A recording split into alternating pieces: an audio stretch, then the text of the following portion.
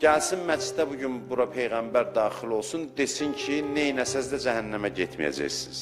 Özünüzü imtihan edin, görün. O zaman da indiki kimi qala biləcəksiniz ya yox. Bu çox mühüm məsələdir. Yəni, sənə tam qarantiya versinlər ki, sən əzab üzü görməyəcəksən. İnsanların çoxunda qorxu əsas amildir tərbiyədə. Bu çox yanlış ruhiyyədir, yanlış əhval-ruhiyyədir.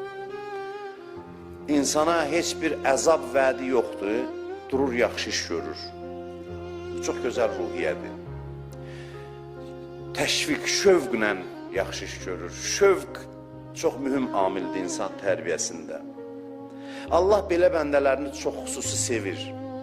Belə bəndələr möhtərəm bəndələrdir. Bilirsiniz, çox bağışlayın bəzən bu sözləri deyirəm. İnsanın dili, adam dili, adam dili başa düşmür. Adam dili nədir? Adam dili budur ki, keçən dəfələrdə demişəm, Allah deyək ki, mən bu işdən xoşum gəlir. Vəssalam, sənə kifayət eləyər. Yox, bunu eləməsən cəhənnəm var, əzab var, bu səni tərpədirsə, bu yaxşı hal deyil.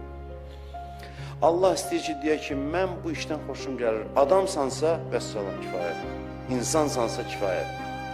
İnsan bu ruhiyyədə olmalıdır. İnsanın əsas xüsusiyyəti bu olmalıdır.